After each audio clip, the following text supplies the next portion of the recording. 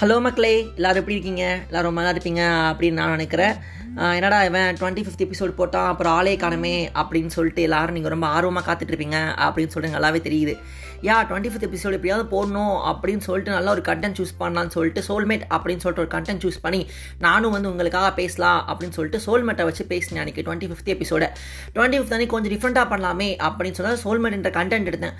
அப்புறம் சரி அடுத்த டாபிக்லாம் பேசலாம் அப்படின்னு பார்த்தோன்னா பல இஷ்யூஸ்னால என்னால் பேச முடியாமல் போயிடுச்சு. அதுக்கு ரொம்ப சாரி கேட்டுக்கிறேன் ஃபஸ்ட்டு. ஸோ அகெயின் நான் வந்துட்டேன், உங்களோட ஆர்ஜே ஆதித்யா. ஸோ எல்லாம் வெயிட் பண்ணிட்டு இருப்பீங்க, எனக்கு எடா கண்டென்ட் பேச போகிறாங்க அப்படின்னு சொல்லிட்டு பயங்கரமாக வெயிட் பண்ணிட்டு இருப்பீங்க அப்படின்னு நினைக்கிறேன். இன்றைக்கி ஒரு சூப்பர் கண்டென்ட்டோட வந்திருக்கேன். ஸோ என்ன கண்டென்ட் பார்க்கலாமா? அதுக்கு முன்னால் நம்ம கேட்டிருக்கிறது பிலோ தாட்ஸ். நான் பேசிட்டு இருக்கிறது அவங்க ஆர்ஜே ஆதித்யா. இது தெரியுது இல்லையா? ஆல்ரெடி உங்களுக்கு ஞாபகம் இருக்கும் அப்படின்னு நினைக்கிறேன். பிகாஸ் கேட்டு ரொம்ப நாள் ஆச்சு இல்லையா அந்த குரலை. ஸோ அகெயின் கேட்டுக்கோங்க, ரிஜிஸ்டர் பண்ணிக்கோங்க. ஓகே, நம்ம இதுக்கு நிறையா கண்டென்ட்ஸ் பார்த்தோம், நிறையா ரெலவெண்ட்டான கண்டென்ட்ஸ், யூஸ்ஃபுல்லான கண்டென்ட்ஸ்லாம் பார்த்தோம், நம்ம லைஃப்க்கு ரொம்ப யூஸ்ஃபுல்லான மாரல்ஸ்லாம் பார்த்தோம், நிறையா பார்த்தோம்.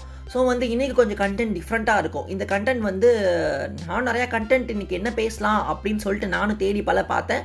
பட் என்ன கண்டென்ட் பேசலன்றது எனக்கு எந்த ஒரு ஐடியாவுமே கிடைக்கல.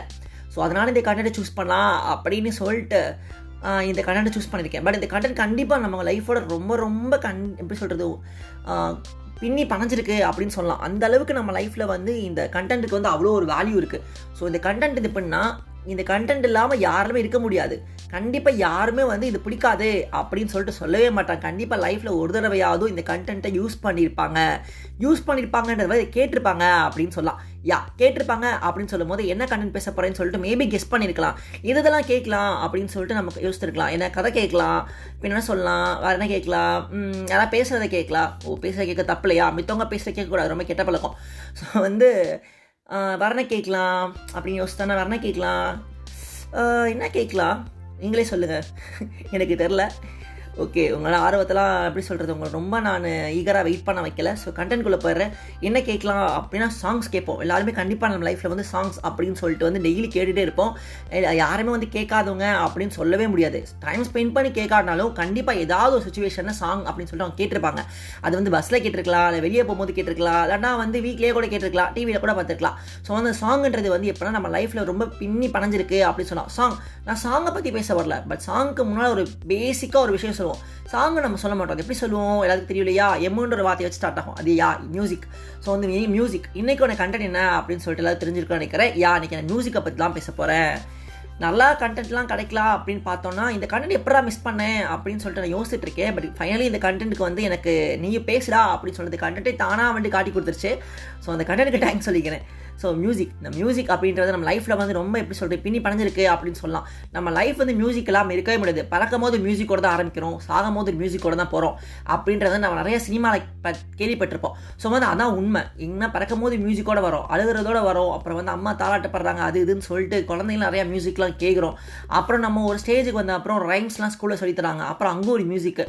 ஸோ ஒவ்வொருத்துலேயும் நம்ம ஒரு மியூசிக் ட்ராவல் ஆகிட்டே நம்ம லைஃப் ஃபுல்லாக. கடைசி என்ன ஆகுது, நம்ம சத்த அப்புறம் என்ன பண்ணுறாங்கன்னா அதுக்கு ஒரு மியூசிக் இருக்குது, ஒப்பாரி பாடல் அப்படி சொல்லுவாங்க தமிழில். ஸோ அது ஒரு மியூசிக். இந்த மியூசிக்ன்றது எப்படி நம்ம லைஃப்பில் கம்ப்ளீட்டாக பின்னி பணஞ்சிருக்கு அப்படின்னே சொல்லலாம்.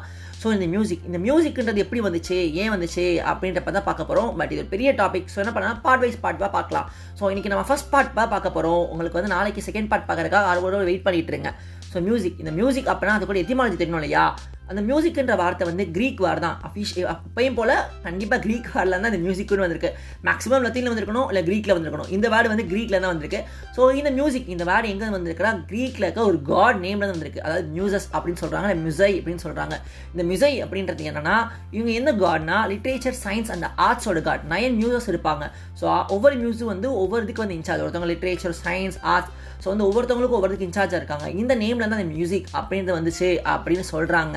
ஸோ இந்த மியூசிக்ன்றது பல வருஷமாக இருக்குது. இப்போ தான் இல்லை, அப்போல்லாம் கிடையாது. இந்த மியூசிக் ரொம்ப வருஷமாக இருந்துட்டு இருக்கு.